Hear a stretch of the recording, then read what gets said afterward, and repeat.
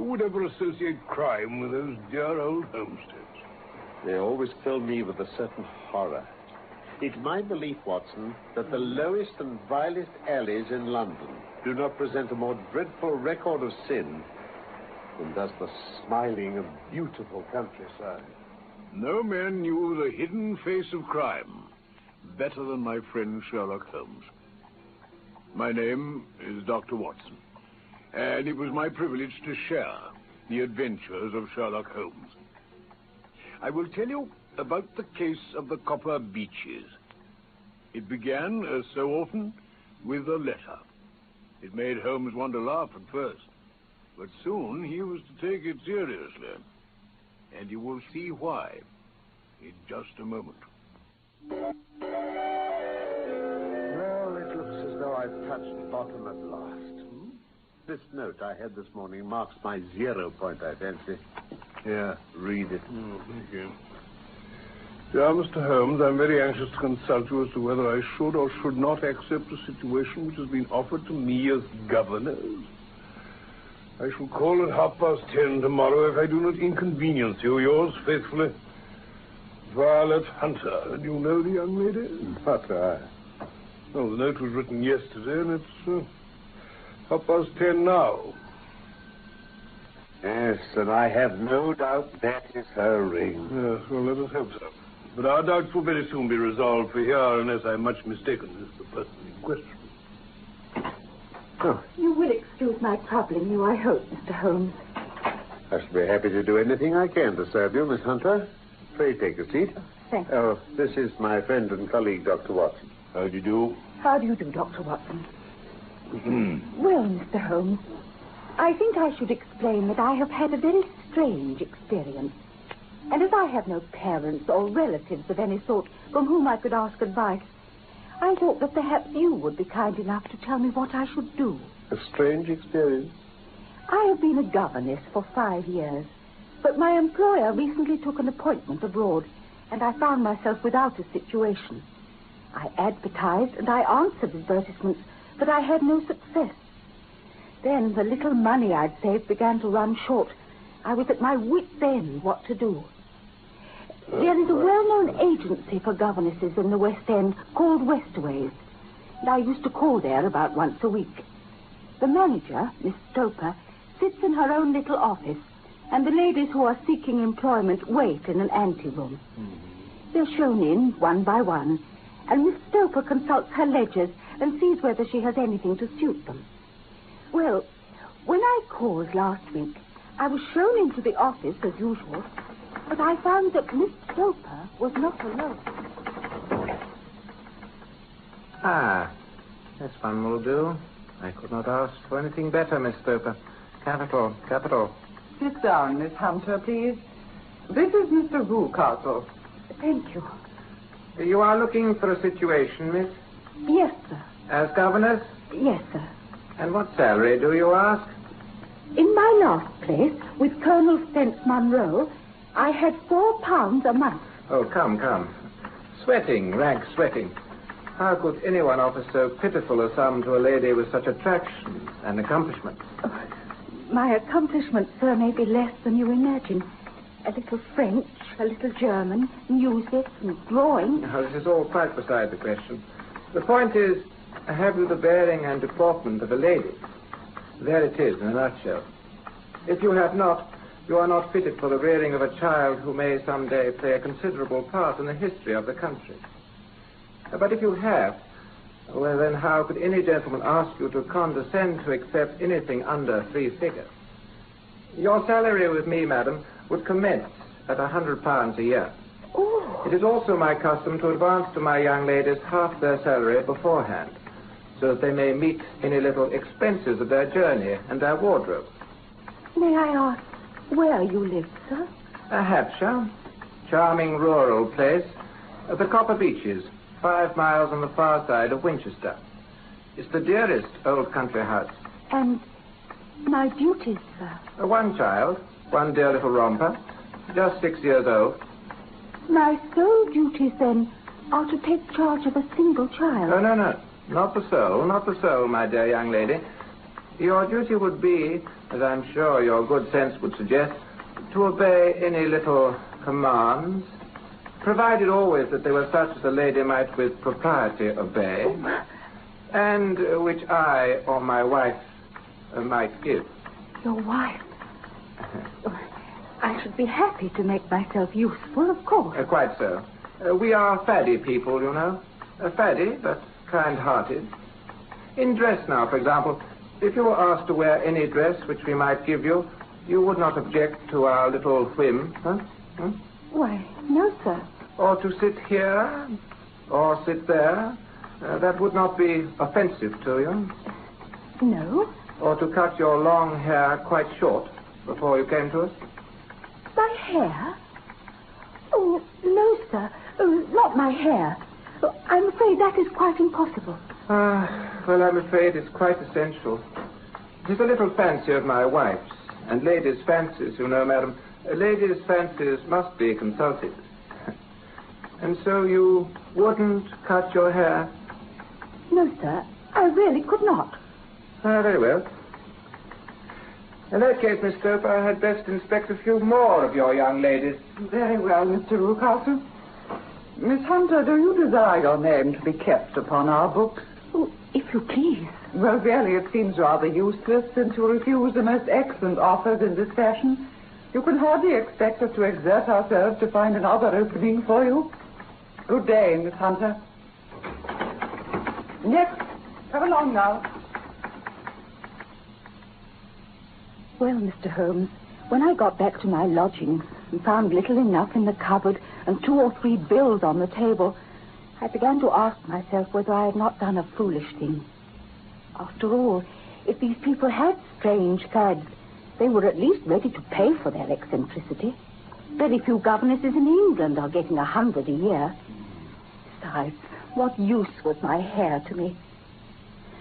By the day after next, I had almost overcome my pride so far as to go back to the agency, when I received this letter from the gentleman himself. Miss Stoper has kindly given me your address, and I write from the Copper Beeches to ask you whether you have reconsidered your decision. And my wife has been much attracted by my description of you, and is very anxious that you should come. We are willing to give £120 a year, so as to recompense for any little inconvenience which our fads may cause you. They are not very exacting, after all, and your duties to the child are very light. As regards your hair, it is no doubt a pity, but I am afraid that I must remain firm upon this point. Now do try and come, and I shall meet you with the dog cart at Beeches. That is the letter I have just received, Mr. Holmes, and my mind is made up that I will accept. But I thought that before taking the final step, I should like to submit the whole matter to your consideration. I confess it is not the situation which I should like to see a sister of mine apply for, eh, Watson? What can it all mean, Holmes? I have no data. I cannot tell. Perhaps Miss Hunter has formed some opinion. Well, Mr. Rucastle seemed a kind man. Is it not possible that his wife is a lunatic, and that for fear she should be taken to an asylum, he humors her to prevent an outbreak? As matters stand, that is the most probable solution. But in any case, it doesn't seem to be a very nice household for a young lady. Oh, but the money, Mr. Holmes, the money. The pay is too good. That's what makes me uneasy. There must be some strong reason for offering you £120 when they could have that pig for 40. Oh, I feel that, too. So I thought if I told you the circumstances, you would understand afterwards if I wanted your help. I should feel so much stronger if I felt that you were at the back of me. Oh, you may carry that feeling away with you. I assure you that your little problem promises to be the most interesting that has come my way for some months. Now, if you should find yourself in doubt or in danger... Danger? What danger do you foresee, Holmes? It would cease to be a danger if we could define it. Well, now that I have spoken to you, I shall write to Mr. Rucastle, sacrifice my poor hair tonight, and start for Winchester tomorrow. And don't forget, at any time, day or night, a telegram would bring me down here.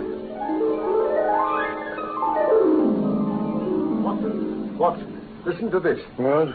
Please be at Black Swan Hotel, Winchester, midday tomorrow. Do come at my wit's end, Hunter. So it's taken her just a fortnight to find she needs my help again. I'll look up the trains at once. Will you come with me? I should wish to. Capital. Then I suggest we turn in at once. We shall need to be at our best in the morning.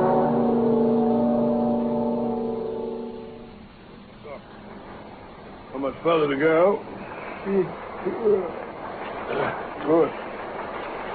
Good heavens. Who would ever associate crime with those dear old homesteads? They always fill me with a certain horror. It's my belief, Watson, founded upon experience, I may add, that the lowest and vilest alleys in London do not present a more dreadful record of sin than does the smiling and beautiful countryside. Horrifying. Yes, but the reason is very obvious. The pressure of public opinion can do in the town what the law cannot accomplish. There is no alley so vile that the scream of a tortured child doesn't beget some sympathy and indignation among the neighbors, and one word of complaint can set the whole machinery of justice going. Yes, quite true. But look at these lonely houses, each in its own field. They're filled for the most part with poor, ignorant folk who know little of the law. Think of the deeds of hellish cruelty, the hidden wickedness which may go on year in, year out in such places, and none the wiser. Had this lady who appeals to us for help gone to live in Winchester, I should never have had a fear for her.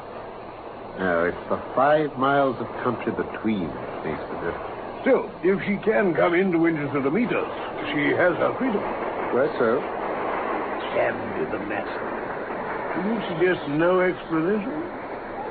I have devised 7 separate explanations. Each of them would cover the facts as far as we know them. But which of them is correct can only be determined by the fresh information that we shall no doubt find waiting for us at the Black Swan. Ah, there's the tower of the cathedral.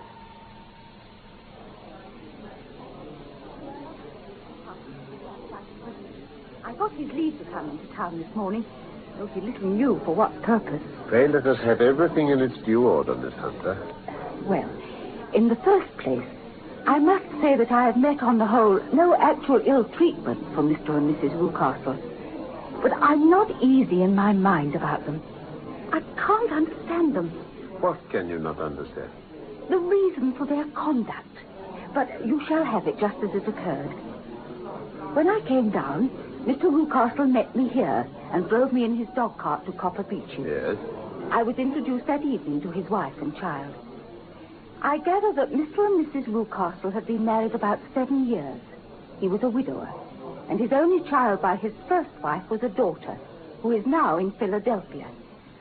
As she couldn't have been less than 20, I can quite imagine that her position must have been uncomfortable with her father's young, new wife. Yes, indeed. As for Mrs. Rucastle, I now know that there was no truth in our conjecture in your rooms at Baker Street. She is not mad. I found her to be a mere nonentity, as colorless in mind as she is in features. Her husband is kind to her, but she seems to have some secret sorrow. Oh? The one unpleasant thing about the house, which struck me at once, was the appearance and manner of the 2 servants, a man and his wife. Toller, as he's called, is a rough, uncouth man with a perpetual smell of drink. His wife is tall and strong and very sour. And that's the entire household? Yes. Oh, except for Carlo. Carlo? Mr. Rucastle introduced me to him on my first evening there.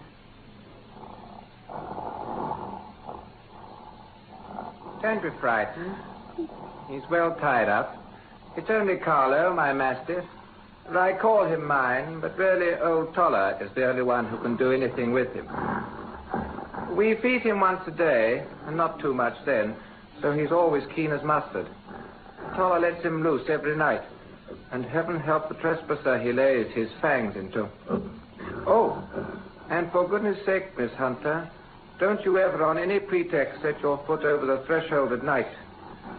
It is as much as your life is worth if you do.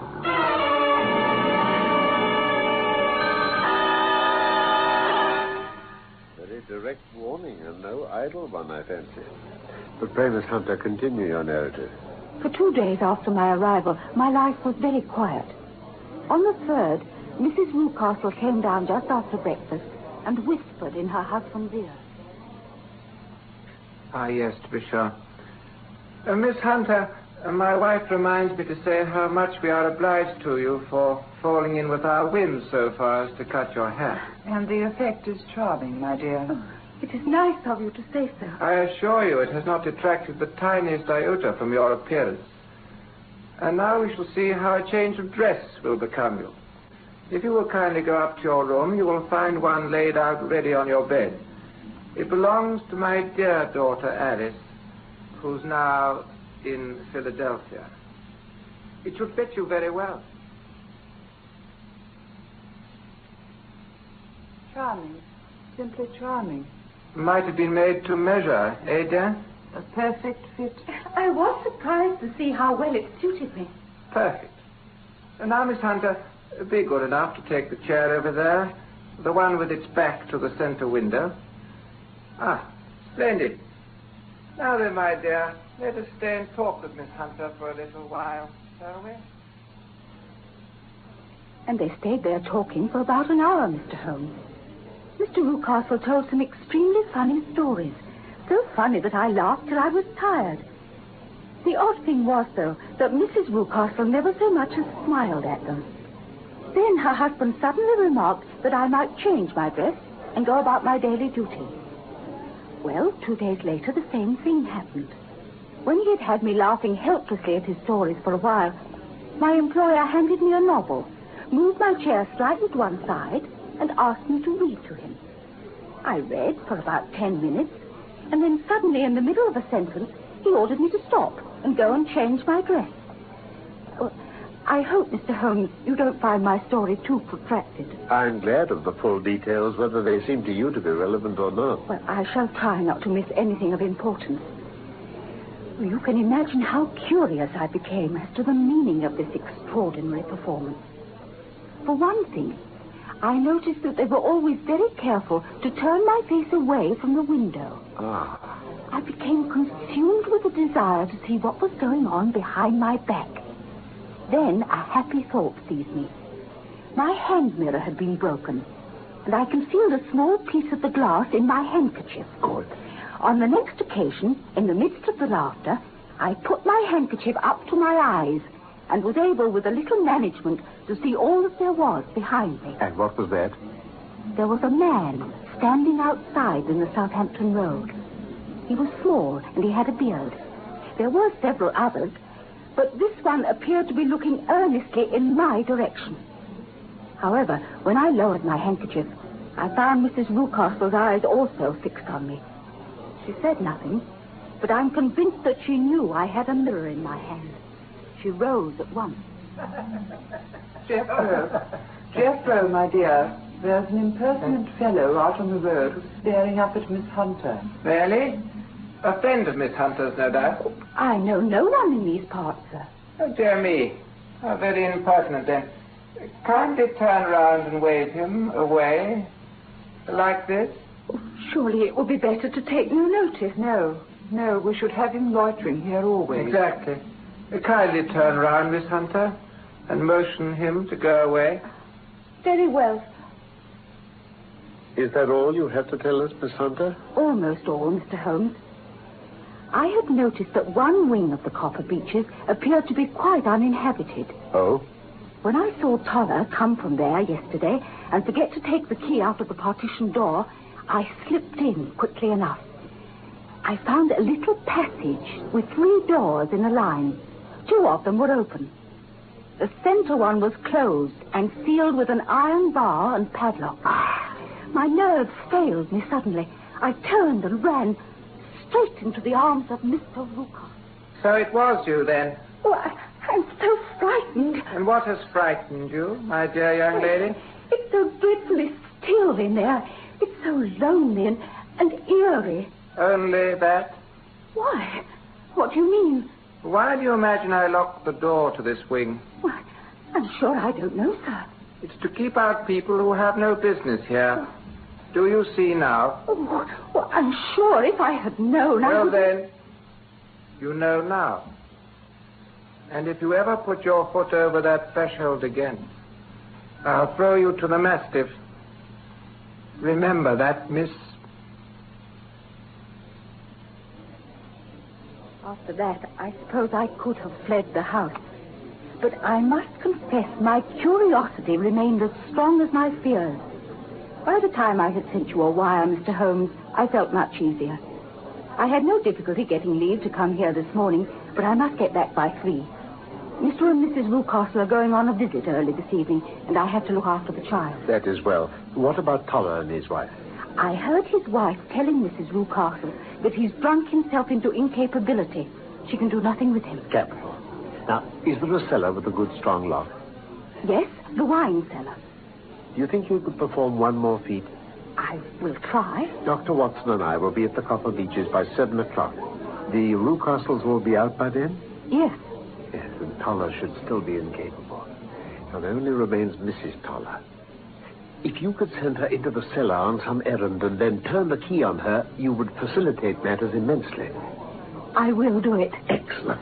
Watson? Yes, sir? I trust you have your revolver. Of course I have. There's only one feasible explanation for this business, and it's clear that we're dealing with a very cunning man.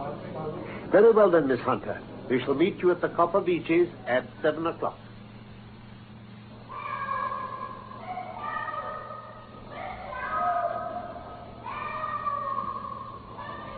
Have you managed it? Yes. That's Mrs. Toller's humping to be let out. Toller is snoring on the kitchen rug. Here are his keys. Well done. Now, lead the way, and we shall soon see the end of this black business.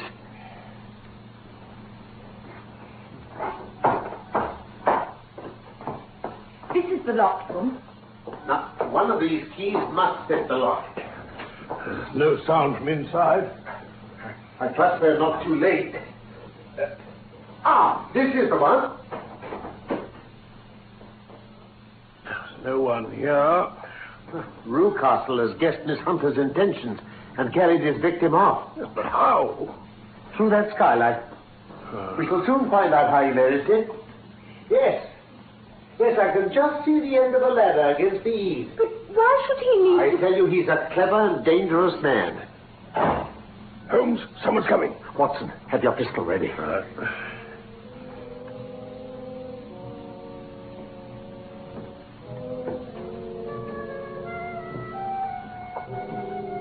So, I've caught you, have I? Villain, where's your daughter? It is for me to ask you that, you thieves. Spies and thieves. Thieves? But you're in my power. I'll serve you. He's gone for the dog. I have my revolver. We'd better get downstairs and close the door.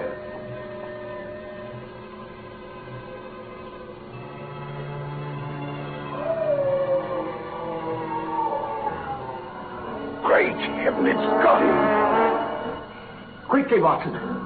Go in and finish that brute. Right, boss.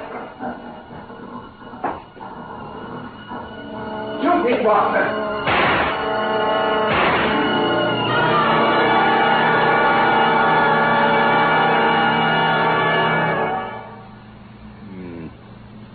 Well, Rucastle will live at any rate.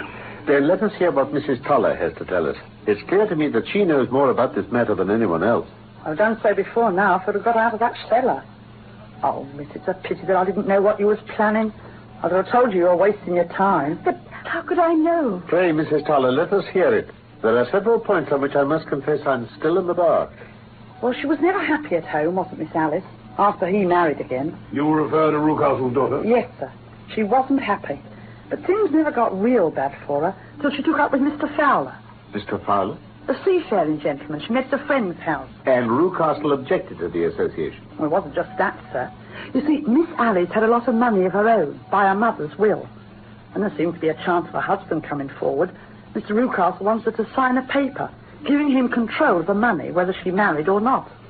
When she wouldn't, he kept at her so much that she talked about running away. Then I think I can deduce all that remains. Rucastle, I presume, took to this system of imprisonment. Yes, sir. Do you mean that Alice never went to Philadelphia? That Mr. Rucastle kept her locked up in that room? Yes, and had the ingenious idea of bringing you down from London to impersonate her, to give the watching Mr. Fowler the impression that she no longer wished to encourage him. The laughter on these occasions was to convey the appearance that she remained in good spirits and was under no compulsion of restraint. But then, where is Alice now? I presume Mr. Fowler, being as persevering as a good seaman should be, succeeded by certain arguments in convincing that lady that her interests were the same as his. Mr. Fowler was a very kind-spoken, free-handed gentleman. Precisely. And in this way, he managed that your good man should have no want of drink, and that a ladder should be ready at the moment when your master had gone out. He suspected something and came back. Like us, he was too late for his daughter. Oh, but Watson, and Miss Hunter, here comes a lady. I presume it to be Mrs. Rucastle. Our locus standi now is rather a questionable one. I think we'd better make our way back to Winchester and say goodbye to the Copper Beeches forever.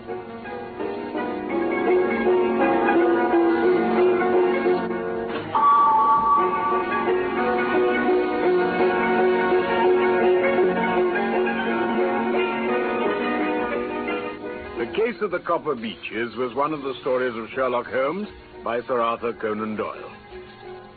My name is Norman Shelley. My friend Carlton Hobbs played Sherlock Holmes, and I was Dr. Watson. The script for this BBC production from London was by Michael Hardwick.